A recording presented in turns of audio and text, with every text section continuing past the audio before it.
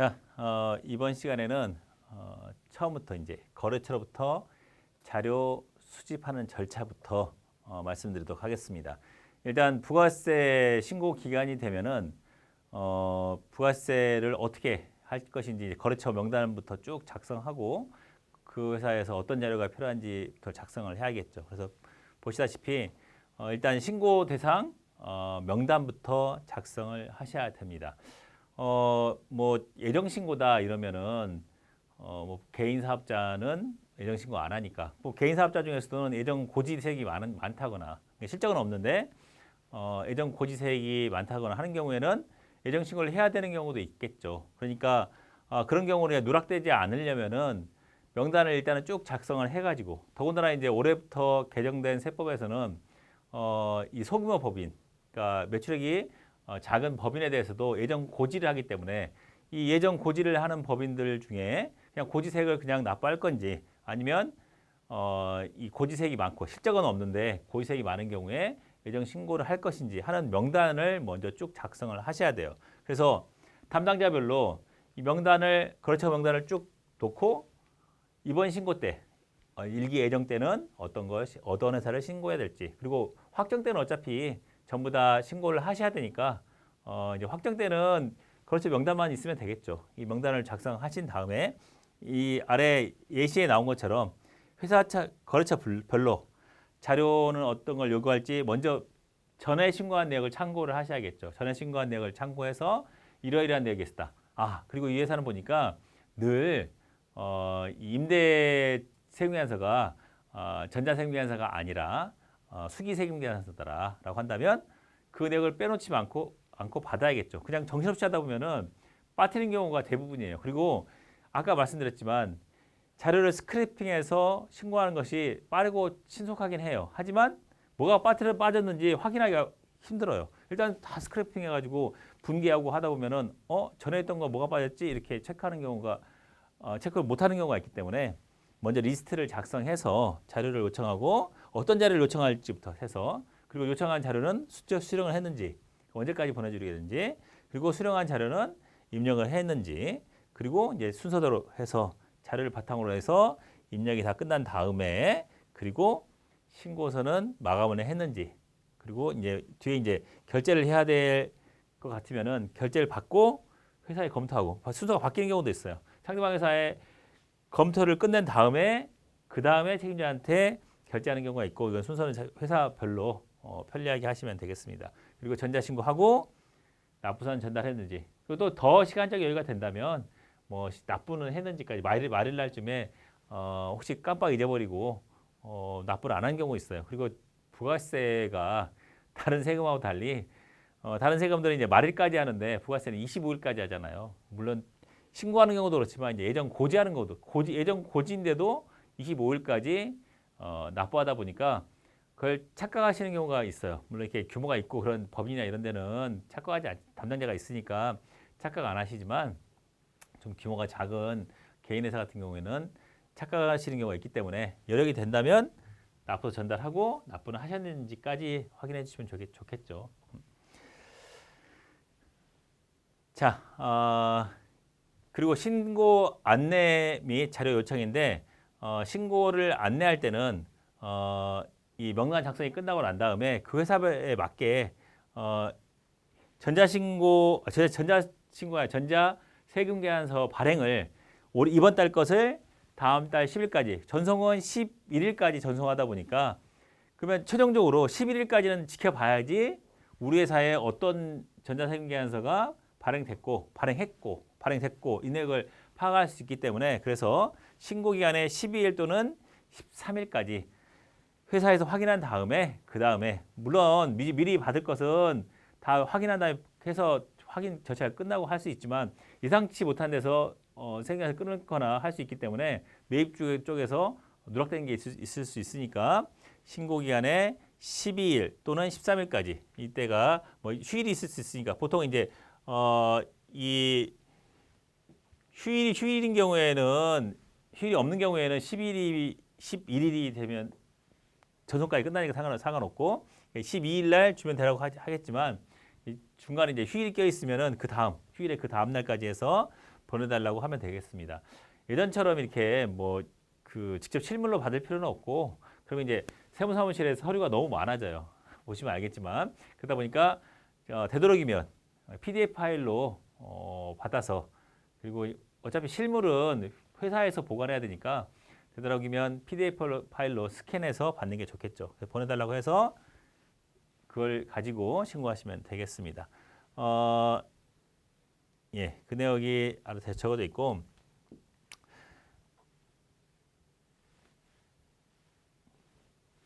이 자료를 한 걸 바탕으로 해서 매출이나 매입을 요약해서 우리가 이제 매출 전자세금계산서 내역을 출력을 해서 미리 이제 요청을 해놓고 우리 회사 입장에서 세무사무실 입장에서는 전자로 된 것은 어떤 것이 있는지 먼저 확인을 해야겠죠. 그리고 수기인 경우는 가끔 어쩌다가 수기인 경우가 있는데 수기인 경우는 이제 올해 들어서 더 줄었죠.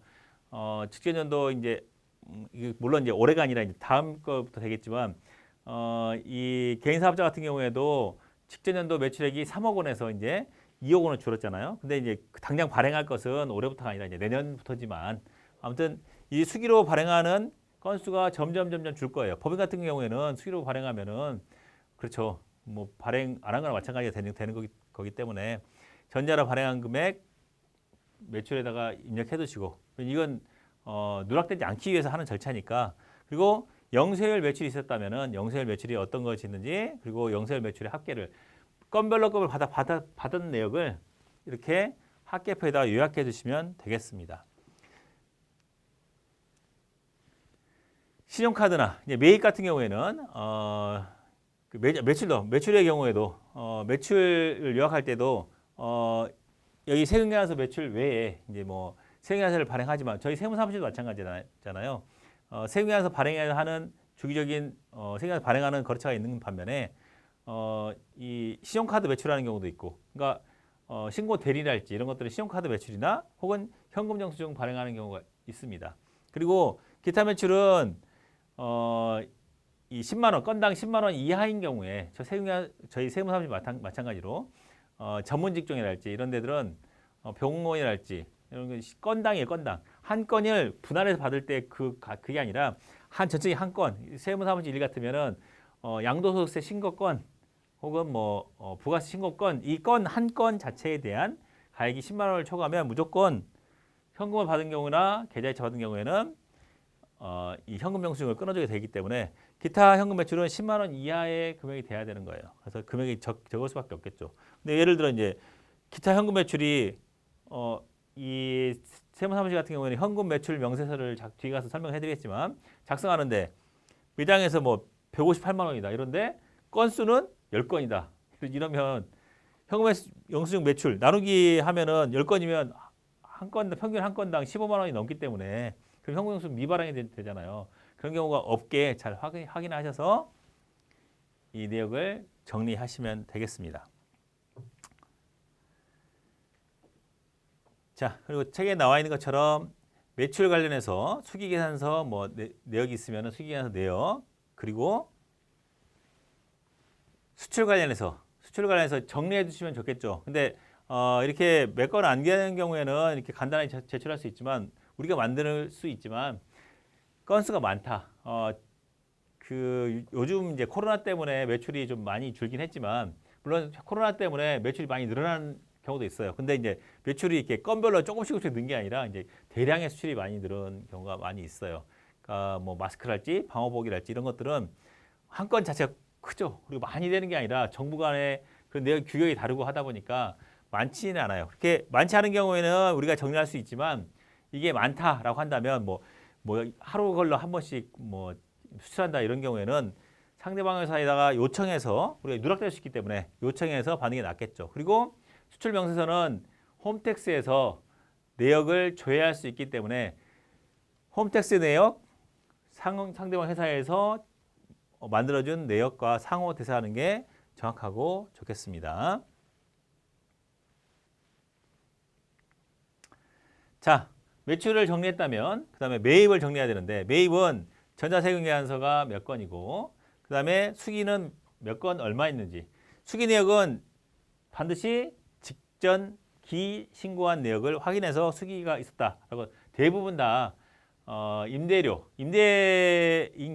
그 세금계산서는 세금계산서 전자가 아니라 수기인 경우가 많은 이유가 임대사업자는 임대사업자들이 막 기업형으로 하시는 경우도 있지만 그렇지 않고 소규모로 임대를 하는 경우가 많기 때문에 그분들이 대부분 이 전자 세금계산서 발행 의무자가 아닌 경우가 많아요. 그래서 그런 거 꼭 챙겨서 수기 세금계산서 내역은 없는지, 그다음에 세금계산서 말고 계산서 우리가 받은 계산서는 없는지, 그러니까 과세 부분이 아니라 부가세가 면제되는 계산서 받은 내역은 없는지를 정리하셔서 주시면 좋겠습니다. 더불어서 신용카드의 경우에 법인이라면 법인카드는 일일이 다 등록하지 않아도 홈택스에 사용 내역이 올라와요. 하지만 개인인 경우에는 홈택스에 사업용 카드를 등재해 놓은 경우에만 내역이 올라옵니다. 등재할 때 50건까지 가능해요. 근데 50건까지 다 쓰는 경우는 없고 대부분 이제 건수가 늘어나는 것은 전에 이제 오래전부터 하다 보니까 발행됐다가 이제 그 유효기간이 지나가지고 폐기되고 새로운 거 등록하고 이러다 보니까 건수가 늘어나는데, 봐서 전에 있던 거 유효기간 지난 것들은 삭제하고 하시면 됩니다. 뭐 50건까지 할 수는 있지만 50건까지 되는 경우는 못 봤으니까 해서 개인 사업자라면 이 신용카드 내역도 카드 종류별로 구분해 두시고 현금 영수증은 수취했는지 여부도 정리해 두시면 나중에 이 시간이 많을 때는 상관이 없는데, 사실 우리 업무라는 게 부가세 업무라는 게 아까 말씀드렸듯이 11일까지 전자세금을 발행하고 그다음에 25일까지 신고 납부가 끝나야 되니까, 더군다나 납부세액이 많은 데 같으면 먼저 해서 12일부터 시작해서 한 20일 사이에 집중적으로 신고를 해야 한단 말이에요. 그러다 보면 마음은 금방 할 것 같았는데 닥쳐가지고 중간에 휴일 끼고 이러면 닥쳐서 하다 보면 누락되는 경우가 틀림없이 생겨요. 근데 이 누락되면 그냥 끝나는 게 아니라, 누락된 게 매입이면 상관없는데, 매입이면 다음번에 뭐 경영 청구 해드린다든가 하면 되는데, 매출은 누락되면은 가산세가 붙잖아요. 그러니까 그런 경우를 대비해서 이렇게 표를 작성해 주시면 좋겠다는 거죠. 아까 말씀드렸듯이 수기 세금계산서는 이렇게 경우에서 해주시면 더욱 좋겠고, 물론 자기가 알고 있으면서 수기 세금이 있다고 체크했으면 좋겠는데, 이제 관리자 입장에서는 한눈에 이제 보기 좋게 작성하는 것을 원하죠. 그렇게 해서 관리해주면 좋겠습니다. 자, 그리고 수집된 자료를 검토하는데 이 매매일주 세금계산서 내역을 보시면서 이 건별 내역을 일일이 사본을 하나씩 보지 않아도 합계표가 제출되기 때문에 합계표별로 해서 이걸 스크래핑해서 보면을 볼 수 있기 때문에 이 사본을 받는다거나 하는 것은 부가 신고해요 그러면 요즘도 아직도 이제 저희 거래처 중에 오래된 거래처들은 이 전자세금계산서도 불구하고 출력을 다 그래도 칼라로 요즘에 칼로 다 출력해 가지고 이렇게 보내줘요. 근데 그렇게 하지 말라고 말씀을 여러 번 드렸는데도 불구하고 이제 거기서는 담당자가 그게 일인 거예요. 출력해서 보내는 게 일이다 보니까 저희가 이제 감사하게 이제 이면지로 쓰고 있는데 그럴 필요 없는 거예요. 이제 서로 이제 그러면 집만 돼요. 서로 이제 집만 되니까 홈택스에서 받을 수 있는 자료들은 합계표나 요약표 같은 것은 받지만 실물들은 받지 않는 게 좋다라는 말 설명드렸고, 12일 이후에 이제 우리는 기본적으로 11일까지 전송됐다고 끝났다고 가정하고 그 다음에 하기 때문에 12일 이후에는 스크래핑하는 경우가 드물어요. 그러다 보니까 혹시라도 12일 이후에 전송된 게 있다고 이 지연 발행했다고 세금을 지연 발행했다고 상대방 거래처에서 연락이 왔다든지, 아니면 우리가 혹시 우리 거래처가 매출을 발행하는 회사인데 불구하고 뭔가 하나를 누락해서 상대방 회사가 왜 세금을 발행 안 해줬어요? 라고 한다면 지연 발행하는 경우가 발생했다라고 한다면 그 내역을 미리 알려달라고 안내를 하면은 그걸 가지고 추가로 더 반영할 수 있는 거니까 누락되지 않게 반드시 그때그때 커뮤니케이션 하는 게 좋겠습니다.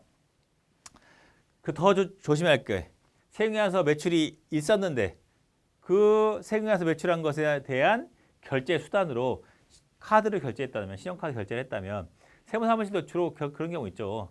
세금계산서 발행했는데 뭐 CMS를 기본적으로 하지만 CMS 인출이 안 되고 그러고 있다가 그 사장님이 직접 오셔가지고 결제하는 경우 있어요. 그러면 세금계산서를 발행해놨는데 몇 달치를 신용카드 결제하게 되면 우리 매출이 세금계산서 매출도 잡히고 신용카드 매출도 잡히고 중복으로 발행될 수 있기 때문에 그 내역은 뒤에서 이제 설명해드리겠지만 이중으로 매출 계산이 되지 않게 중복되는 것을 체크했다가 카드 매출에서 제외시키는 작업을 뒤에서 하시면 되겠습니다.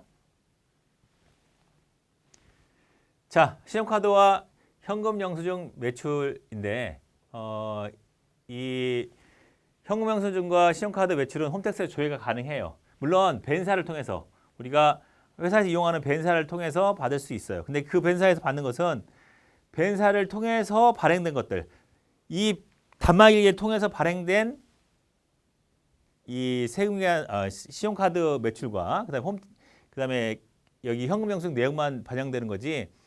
그 사람이 개인이 내가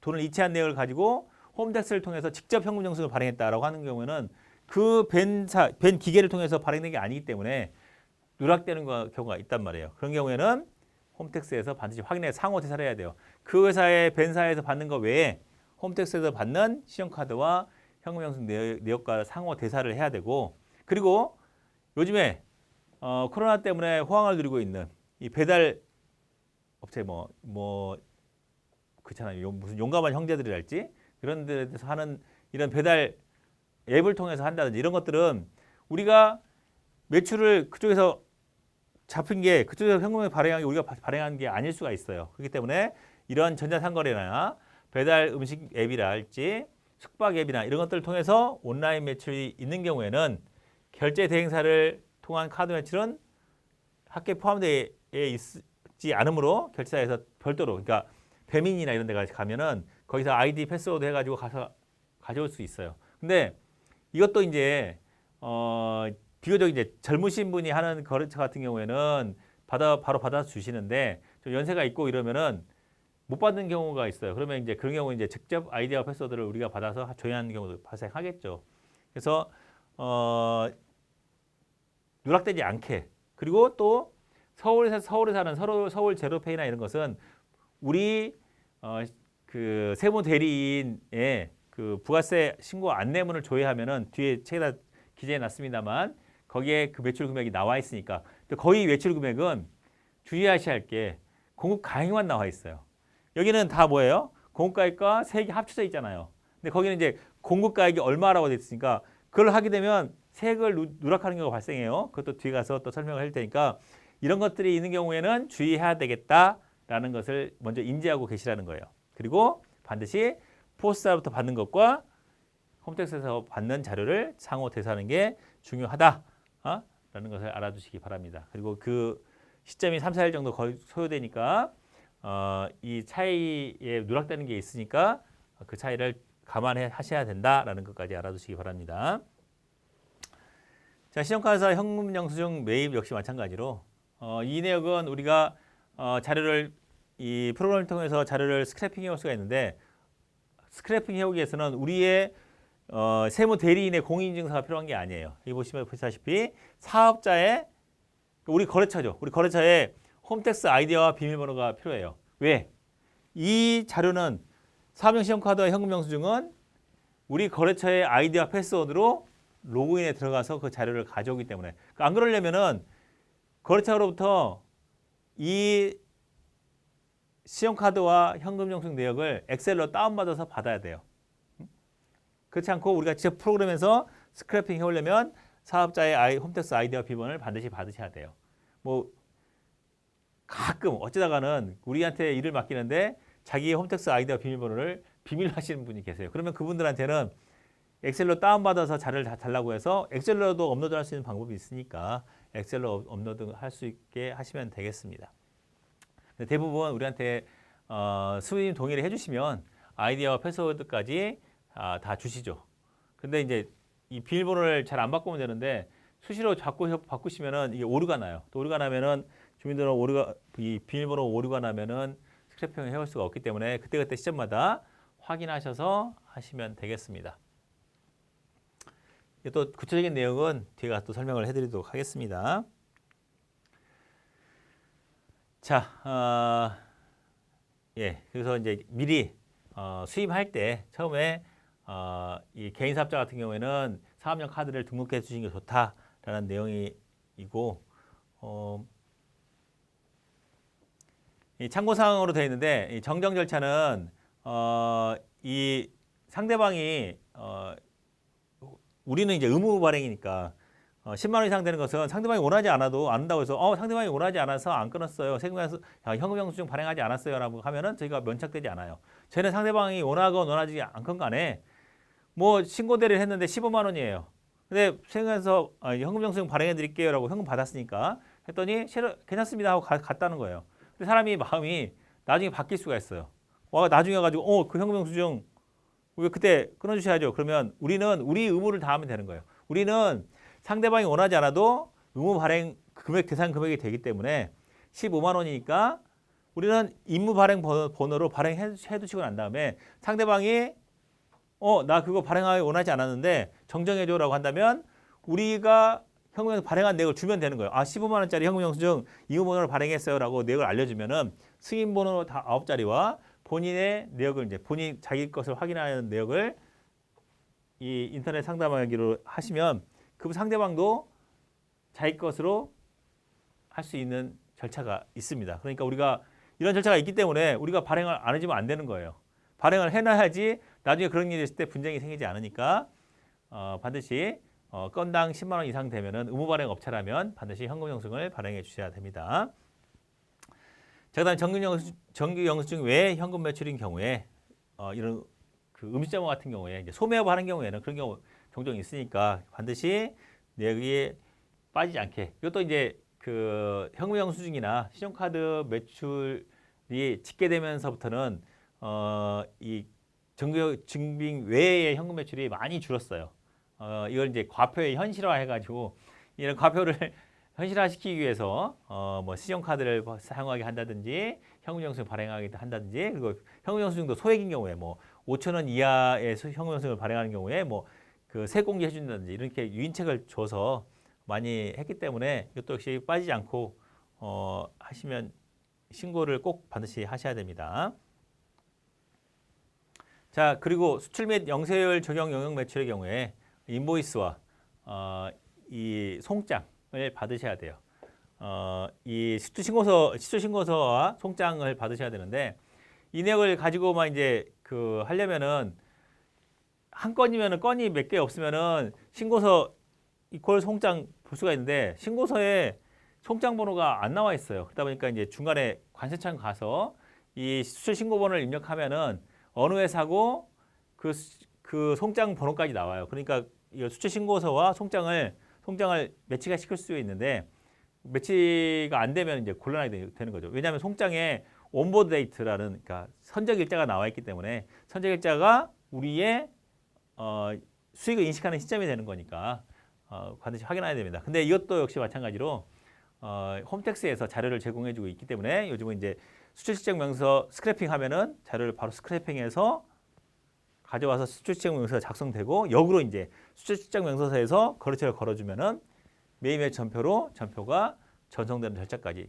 되게 되어 있습니다. 물론 책에도 설명을 해놨으니까 뒤에서 또 살펴보도록 하겠습니다.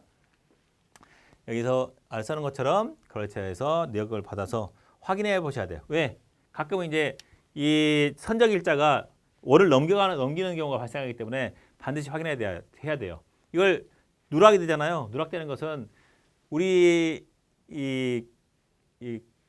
담당하고 있는 우리 거래처를 담당하고 있는 세무서에서는 바로 누락된 것을 바로바로 체크할 수가 있어요. 그러니까 심지어는 우리가 25일 날 저녁에 저녁 7시에 살짝 야근하면서까지 부가 신고를 하고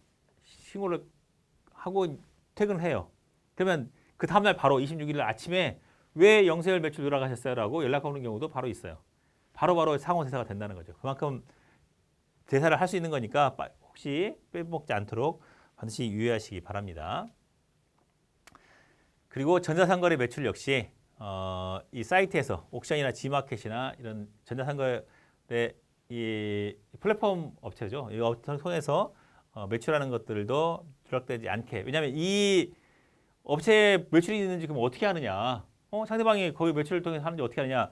매입을 보면은 이 업체를 이런 지마켓이나 옥션이나 이런 걸 통해서 매출하게 되면은 그냥 공짜로 사용하게 하겠어요. 우리가 그 수수료를 부담해요. 그러니까 매입 내역에 보면은 반드시 옥션이나 지마켓, 뭐 11번가 이런 데다가 우리가 뭔가를 제공한 게 우리가 뭔가를 사용하고 사용료를 낸 게 있어요. 그렇다면 옥션이나 지마켓에 대한 매입이 있다는 것은 거기를 통해서 뭔가를 우리가 했다는 거 아니에요. 그렇다면 거기에 매출이 있을 거라는 거예요. 그 역으로 추정해서 옥션이나 지마켓에서 매입이 있다라고 한다면 혹시 옥션이나 지마켓에 매출은 없으셨나요? 라고 확인해서 그 내역을 반드시 빼놓지 않고 하시기 바라요. 대부분은 소명하라고 나오는 게 이런 전자상거 매출 내역을 신경 안 쓰고 뭐 담당자가 그걸까지 내가 말도 안 해주는데 어떻게 알아? 라고 해서 빼먹는 경우가 생겨서 이게 누적되면 금액이 커지니까 나중에 소명하라고 나오는 거니까 반드시 누락하지 않게 하시기 바랍니다. 마찬가지로 아까 말씀드렸던 음식 배달앱 역시도 누락하지 않게 하시면 되겠습니다. 자, 이렇게 해서 이제 마지막 이제 숙박앱까지. 숙박앱은 숙박업을 하는 경우에는 뭐 여러 가지 숙박앱들이 있잖아요. 뭐 유명한 연예인들이 나오는 숙박앱도 있고 하니까 그 앱을 통해서 하는 매출 역시도 빼놓지 않고 하시면 되겠습니다. 또 바로 이어서 또 진행하도록 하겠습니다.